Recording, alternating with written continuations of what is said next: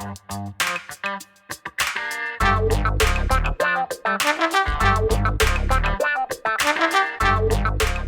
guys, welcome to this edition of Let's Be Blunt with Montel. My guest today earned her bachelor's degree in business administration at Northeastern University.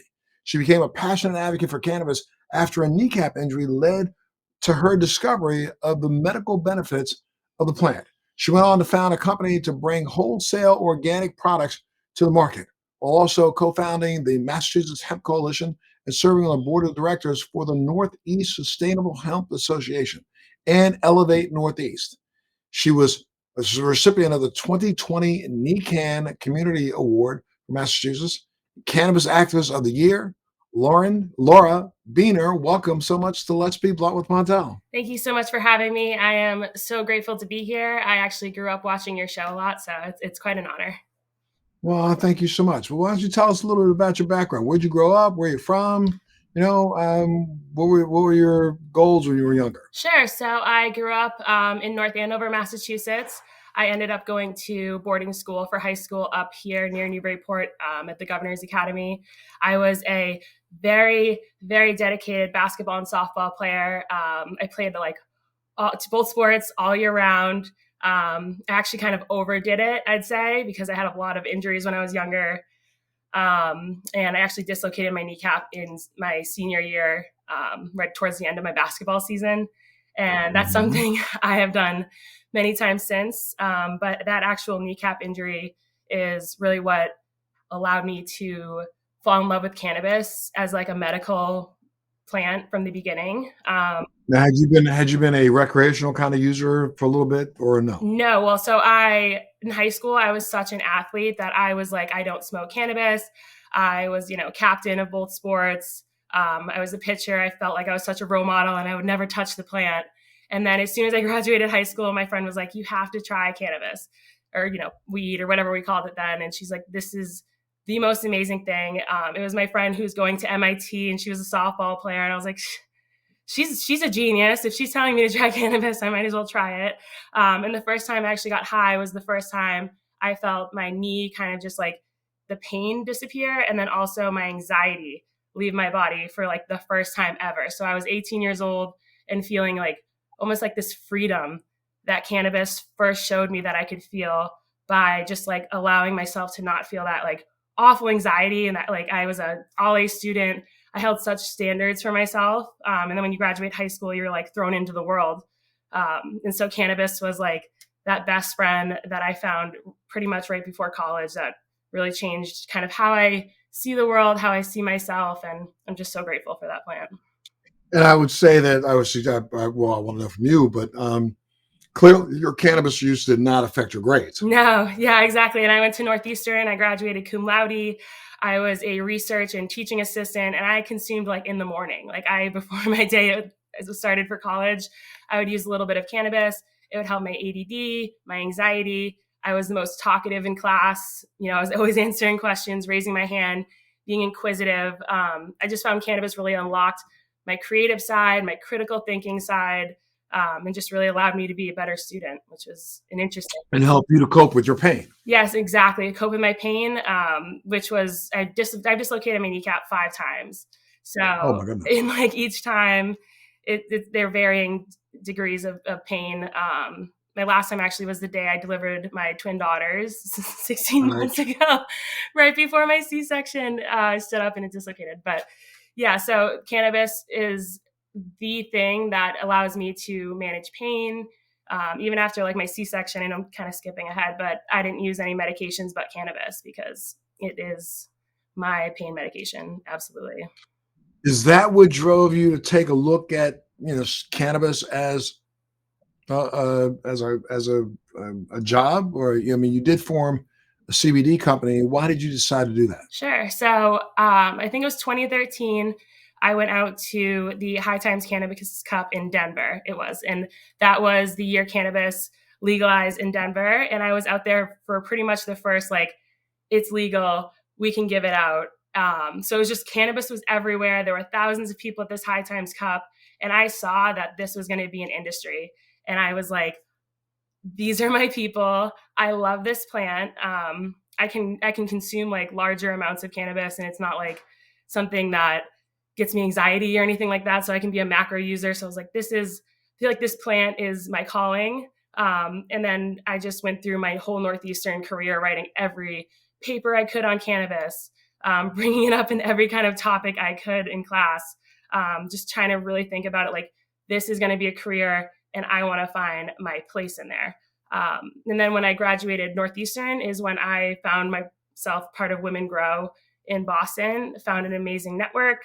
And then I started the business when I redislocated my kneecap again, summer of 2016, which it is so painful. Like when I see someone do it in like a sports game or something, I almost want to like vomit because it's the pain you feel. It's something else. And so that dislocation in 2016, I found a cannabis solve that was supposed to be good for like, menstrual cramps and pain. I put it on my knee and it was instantly took my pain away, relieved the bruising, the swelling. And it was that right there was like my light bulb moment of, I want to make cannabis topicals. I want them to be everywhere. And I want to tell people about it, because who really was even talking about cannabis topicals 7-8 years ago? Not many people, and they're so powerful. So now you named your business Healing Rose after your dog Rose, but your dog Rose was a rescue, right?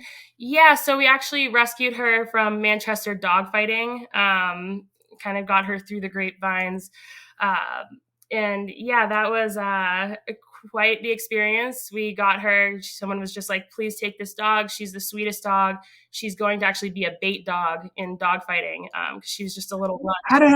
Why do they still have dog fighting in Massachusetts? It's crazy. I mean, Manchester, New Hampshire, I guess is New Hampshire. When I heard about that, it really felt like so just like archaic. Like you're like, people are still doing this with these beautiful pit bulls. So we rescued her. She was just the sweetest dog when we brought her home. She actually got this stomach infection and almost passed away at 5 months. So she's just been like the sweetest, emotional, loving dog. She's 9.5 now. And yeah, we send her a picture of her with every order that goes out because she's just so special to us. And you have an organization that actually goes around rescuing dogs too, right? We don't have an organization. No, I just worked with someone there. And then I also worked with Rescue Dogs Rock New York for my other dog. But I don't have an organization, but I did work with an organization, yes. Sure. Well, tell me a little bit about the products that you have and their use. Sure. So we really focus a lot on topicals. That's due to state laws. I'm not allowed to make edible products, unfortunately. So we do CBD herbal salves, massage oils, bath soaks, lip balms, roll-on oils. We're about to release suppositories. Wait, this is in Mass, right? Wait, so I'm sorry, no, this is in Massachusetts, right? Yeah. So, well, they do allow edibles in Mass. So my MDAR license does not allow me to make edibles. You can make it if you are an out-of-state company, if you are a CCC licensed company, but MDAR licensees actually are not allowed to make hemp edible products. And part of what we're doing with the Massachusetts Hemp Coalition right now is fighting for 2 separate bills for the third go around that will allow for it. Yeah, you're the co-founder of the Massachusetts Hemp Coalition. Why don't you tell me what the organization is, why you decided to start it, and what their goals are? Sure. So 2019, summer, MDAR, which is the Massachusetts Department of Agricultural Resources, came out and said, if you hold an MDAR hemp license, you can only make this really small list of products, which were pretty much just topical products. And that really sent the industry into a frenzy. I was really the only company at the Healing Rose just making topical products. So I felt like I had this duty to step up. So I founded the organization. I organized close to 70, 80 people within a week, did a state house rally, and we just worked to get legislation done at the state level with local reps. We worked with another woman who actually helped get a state budget amendment that allows for our products to be sold into dispensaries as an MDAR license. So we've gotten incremental wins here and there, but that huge, big overrule of not allowing to make hemp edibles in the state, it really hurts farmers, especially in small businesses. Can you explain to me, if you can, I'm sure you've been in hearings as to what are the reasons why they don't want you to make hemp edible products? That's a great question. And they will say the FDA does not allow for it. And that is but the FDA doesn't allow for a state regulations of cannabis either. I know. And that's so that's why there's really no enforcement. So I will say, like, if you are making hemp edibles, you're not going to get in trouble. But I have such a face running a hemp organization. I work with MDAR in the CCC and talk to them. So if I was to start making products that are not allowed, it's just not what I want to do with the brand. But I want to eventually make them legally. But Sure. yeah. And then tell me a little bit about this Northeast Sustainable Hemp Association. What's that all about? Sure. So NOSHA is a small organization. I kind of consider it like Mass Hemp Coalition's sister company, or sister organization, rather. They are actually in the process to become an NPO, and they focus more on like the farming aspect of it. With me running the Hemp Coalition, I don't have the mind of what it takes to like think as a farmer and advocate as a farmer. So Julia Agron, who is the president of NOSHA, does a lot to really also provide opportunities like for hempcrete and things outside of cannabinoids on hemp, but also just always making sure we're thinking about things from a sustainable standpoint and really the small farmer and the small people that are in the industry. And what is Elevate Northeast? Elevate Northeast, I love them so much. They are an organization, a nonprofit that actually, I think it was 5 years ago when we closed Women Grow Boston chapter, and we started our own thing here. It's not just women, it's all genders. But what we do is we provide educational opportunities, scholarships, and they actually just did a fundraiser pitch competition with social equity CCC applicants and gave over $200,000 away for investment seed. So just trying to create educational opportunities, promote diversity and equity in the space, and really make sure that we're creating like the industry that we want here. Gotcha. Now, what advice would you give to others who are looking to get in the industry, especially in Mass? Because again, I mean, almost every state is entirely different these days. We're running into regulations that in some states, I mean, every state's got a kind of different. What advice would you give to others who are looking to get into the industry? Yeah, the best thing you can do is just start getting out there, networking, going to events. When I first got out of Northeastern, I went to events not knowing anyone at all, which is very nerve-wracking, but I'm so glad I pushed through that. You create that network, you start volunteering. Where can I help? Where can I be of service to the plant? That's always what I hope people getting into the industry want to do, is how can I work with this plant I love so much. So volunteering, there's organizations like NECANN that you can get involved in, Elevate, obviously, all these amazing places where you can give your time and make a name for yourself and show your face is the best way to get out there. Right. Now, what are some of the, every state has their issues with their regulations. What would you like to see change in Massachusetts cannabis regulations? Good question. And then I think cannabis happens sort of almost like two different sets of regulations, correct? Yeah, they are. And then they're slowly almost becoming one. I will say MDAR and the CCC are working together more. And it's because of a lot of these minor cannabinoids that are coming out. I mean, you can grow almost every single cannabinoid but Delta-9 in abundance, Well, now I guess they just passed a law, or the DEA, they don't pass laws. DEA just sent out a regulation adding Delta-8 and 9-0 to their list of products that should no longer be sold. And I know in Mass, I happen to be in a marketplace there with a THC product that's been doing pretty well. But I know that in Massachusetts, there have been those who have been selling Delta-8. So first off, what do you think about that? And the fact that the DEA has stepped down. I've been saying this for like the last 2 years. I knew that the DEA was going to issue some sort of an edict against Delta-8. It was only a matter of time.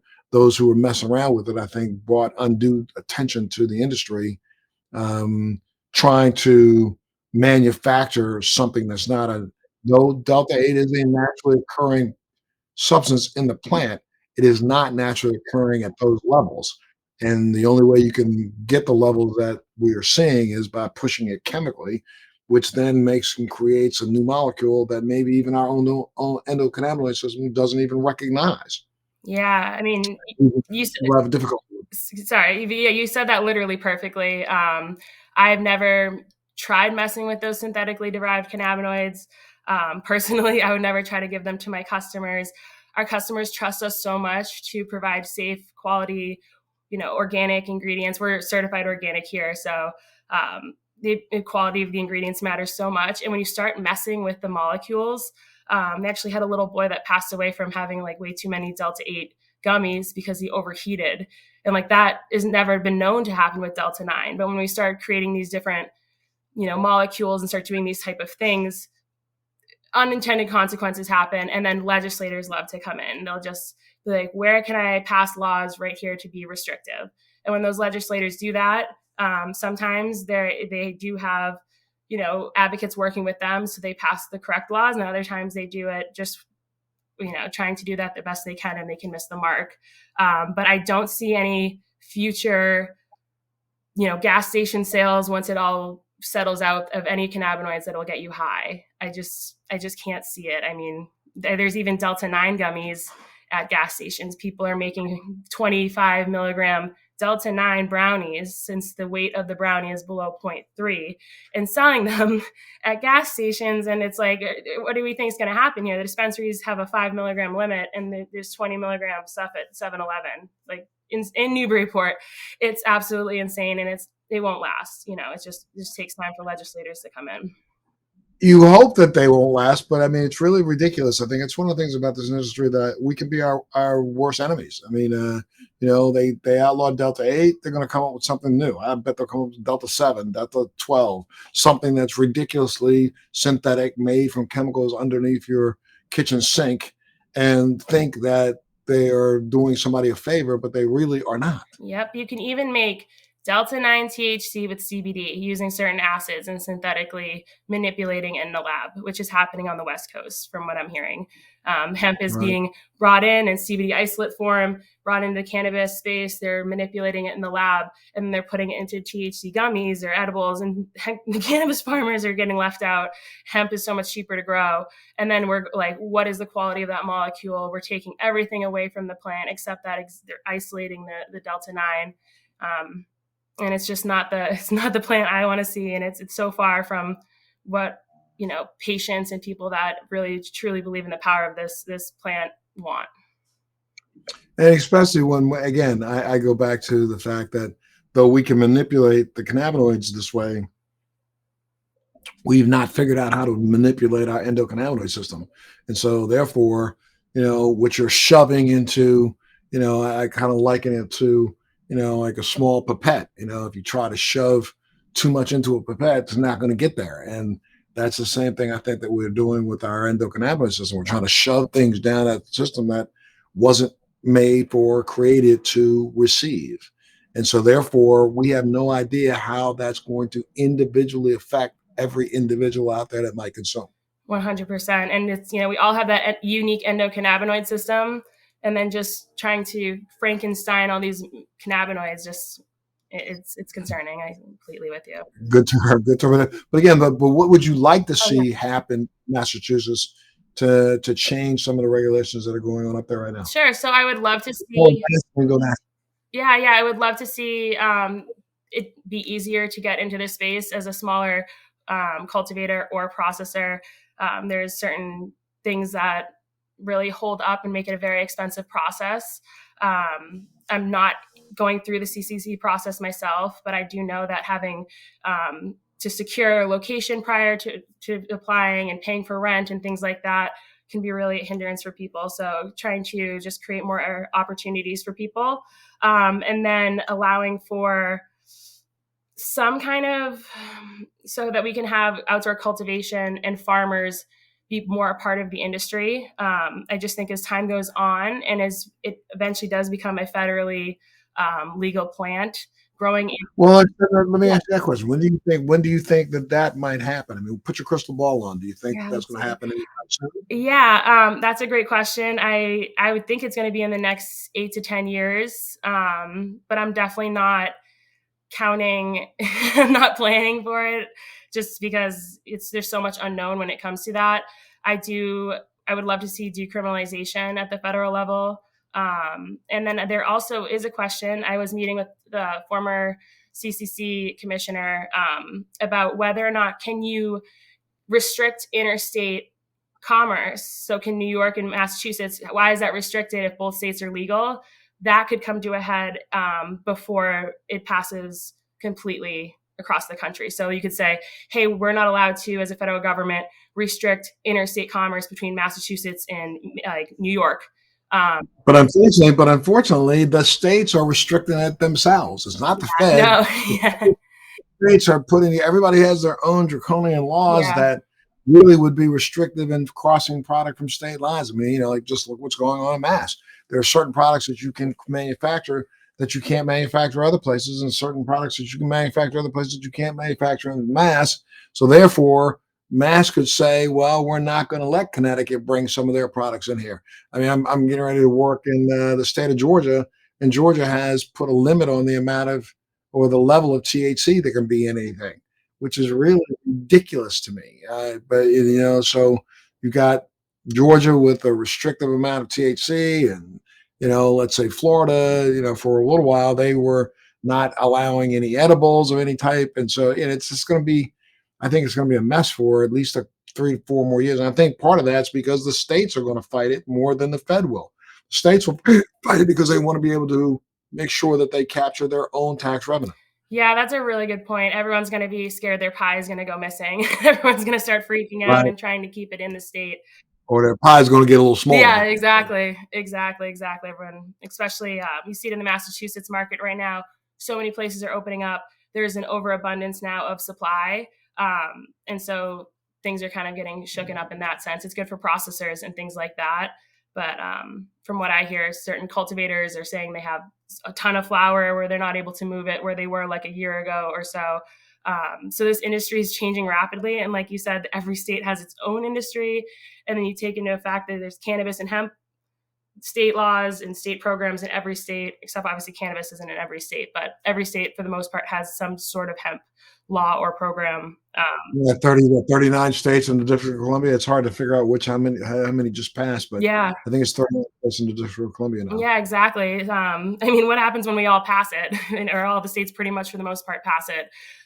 It's going to come into that whole. I think it'll be 10 years before a couple states on that list that had not passed will even consider passing. Yeah, and there's something to be said about people moving to those states who don't like cannabis. You're like, I want to go where I don't want cannabis.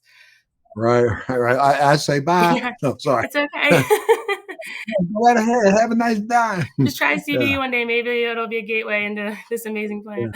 Yeah, you'll see they'll run to another state and then turn around and try to fly to other places to pick up product to take back home. It's true.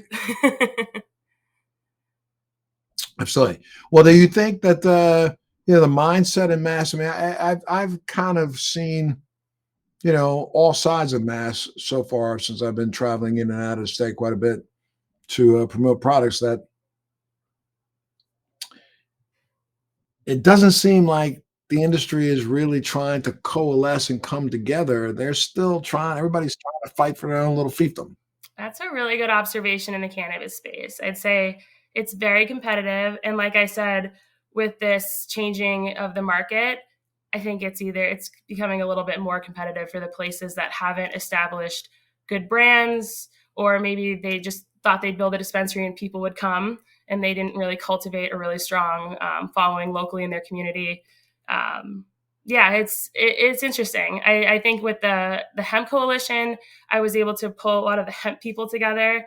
We compete on like a national, level rather than in the state. So people are more likely to help each other out, share information. But I really don't see a very like cohesive voice or any kind of community amongst like the cannabis companies. Unfortunately, they're kind of very segmented. I did notice that, I guess it's coming down the pike pretty soon. You're going to have, what's it called? Consumption, live consumption or public consumption opportunities for licensing places that you can consume publicly. Will that be differentiated between hemp consumption and cannabis consumption, or can you right now literally go ahead and have a public consumption hemp lounge? So I guess you could have a public consumption hemp lounge, except for the fact that the only place to be able to buy hemp flower in Massachusetts is from a dispensary. So we have more restrictive hemp flower rules or laws in Massachusetts or regulations than federally. But there's the Summit Lounge in Worcester, which is a private club where we've been be able to go and consume cannabis. But I mean, technically, if consumption started, you could have a THC edible if it was legal to sell there, but you can't sell a hemp edible. It's it's not allowed in Massachusetts. As silly as that sounds, even hemp pet products, like if you were to make a pet tincture or a pet treat, not allowed, as much as they are everywhere. And how silly that sounds. But you could sell a cannabis animal product. Yeah, you could without THC in it. Yeah, you could at the dispensaries. Cannabis. Yeah. Wow. Yeah, crazy. But the So CCC, I think I'll add the CCC will say you can't call it a hemp edible though. That's like their whole like trying to protect hemp. You just can't put hemp edible on it, even though it would just be a CBD edible. I'm like, that's. I feel like you're throwing me some bone I don't want here. I don't care. as if CBD comes from something else. I know, as if it's not one plant. You know, exactly. Right. Anything else you'd like to see change in Mass?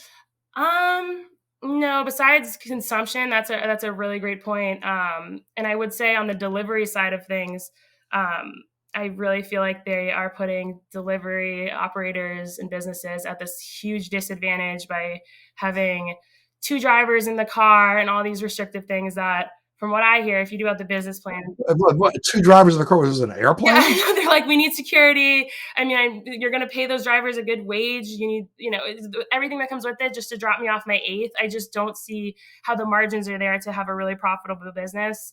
So I think we need to support them as soon as possible and give them some kind of regulations that make it a viable business plan, because labor is so expensive. I mean, just having 3 employees myself, I can't even imagine trying to run a delivery operation.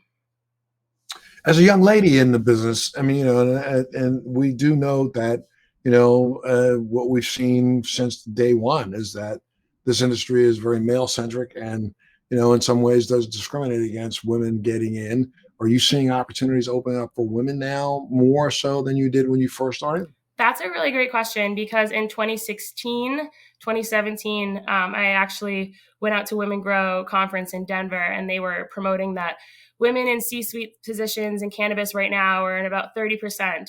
And then I want to say it was like 3 or 4 years later, it dropped down to 20%. And I don't know where we're at now, but I do believe that in the early stages, women did have this leg up. But now as like big corporate money's coming in and just like a lot of outside interests than versus like just like community type of businesses, it's starting to become more male dominated again. I will say like the marketing level and of course like bud tenders and stuff like that, it's pretty gender like diverse. But when you start getting up there in like the C-suite level, finding women, CEOs, COOs is a lot less common in my opinion. And what do you think they got to do to change that? Is that a pipeline issue? Is that an issue of more women not getting together and forming a coalition to demand equity? Or what do you think the reasons are for that? Yeah, I think it can be just kind of that old mindset of a lot of the people in this space now do come from like, they've been in the just corporate world for like 20, 30, 40 years. So it's kind of that old mindset.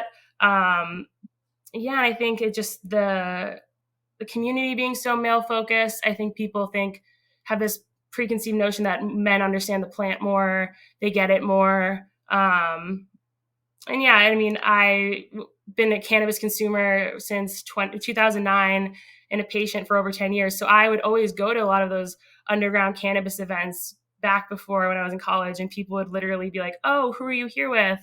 Just assuming that I was there with a man, just because I was a woman at cannabis events, and you can't be there by yourself. Yeah, right? no, they'd be like, oh, okay, and I'd be like, am I allowed to? They don't know. It's just like a really weird feeling, and so it's definitely changing. Like there's a lot of women cannabis events and places to go, and a lot of women in this space. So I just think we need to like kind of just break through instead of getting like VP roles and like heads of marketing. Yeah, I think maybe just C-suite. Yeah, exactly. We need to be more in C-suite, and maybe I'm not blaming women for that, but maybe just more education on that we can do it, be more assertive, and just having people actually give that opportunity, of course, too. And if people want to get more information about Healing Rose, where would they go? Sure. So you can find us at thehealingroseco.com. We're very active on Instagram, thehealingrose_, and also on LinkedIn as well. And, one more time, because we kind of went through it really quickly, let's talk about some of the products that you have and what they do from Healing Rose perspective. Sure. So our bestseller, actually have it right here, is our lemon ginger solve. It's probably like 50% of our sales are just this one product. And this right here is so good for inflammation, pain. We have people that buy just jars and jars of it at a time because it's how they are able to get through their day for like inflammation, arthritis. We also focus on tinctures. So we have a CBD oil, we have a CBD oil. And tinctures are quickly becoming some of our best sellers. I mean, people. But again, now your tinctures are edible. Yes. So how do you get around that? The CCC came through and came out with a whole letter saying tinctures are not edibles. So thanks, guys. Even though you put it in your mouth. Even though you put it in your mouth, I can't put on the label that you can put in your mouth. So it's certified organic. So like I couldn't even get our certification on that product if it says to eat it, which is silly, but people, they understand. And if they tell us, hey, or ask us, can I eat this? I would be like, yes. But it's just for like the labeling, playing that silly game. Yeah.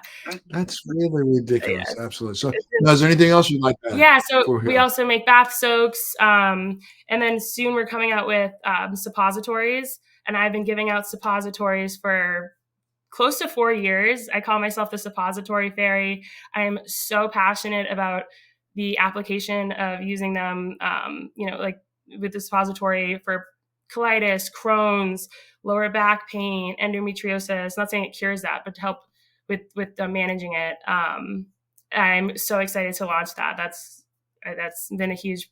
Yeah, a lot of people don't understand that suppositories have a better bioavailability property than even edible. Yes, exactly. And we have our CBDs are a 1-to-1, and CBG has been found to be a lot more effective than CBD for pain and gut health and inflammation and things like that. And from our R&D, we're finding it's like that serious next level compared to CBD only on the suppositories. So we're very excited. You might probably find some efficaciousness in utilizing CBDA instead of regular CBD. Yes, actually, I'm getting a kilo of CBDA hopefully in the next week or so. The key with that is making sure it doesn't degrade. And there is some more considerations on how your customers are going to store it. So yeah, if you have like a CBDA tincture and you leave it out, it'll actually like decarb into CBD over time. So just like keeping in the fridge and stuff like that. But I'm very excited about all the acidic possibilities of CBGA, CBDA, CBD, THCA, all of them. Yeah, it's so exciting. And we're starting to have those available. Like I can buy now CBGA isolate or CBDA isolate, which wasn't available before. So we're really excited for that too. Super. Anything else you want to add? No. We're also coming out with a CBN tincture and a THCV tincture as well. That I'm super excited to start getting into people's hands. Wow, super. And again, people want to find out more, they can go to healingrose.com. Thehealingrose.com or healingroseco.com. Excuse me. Okay. All right. healingroseco.com. Okay. All right. Well, thank you so much, Laura, for being a part of the show today. And I want all of our viewers out there to make sure that they go up on your website and check it out. And if they happen to be in Massachusetts, where can they go to find your products? Are you in dispensaries? Yeah, so we're actually in 80 plus dispensaries in Massachusetts. So there's a good chance you could find us, or you can stop right by here in Newburyport. We'll help you out. You can always just pop in. Okay, for sure. Well, thank you so much for being a part of the show today. And make sure you guys all keep tuning in to Let's Be Blunt with Montel. Thanks for joining me on Let's Be Blunt with Montel. Please make sure you're subscribed and hit the bell to be notified when new episodes post each week. We'd love to hear your feedback also, so please send us your comments.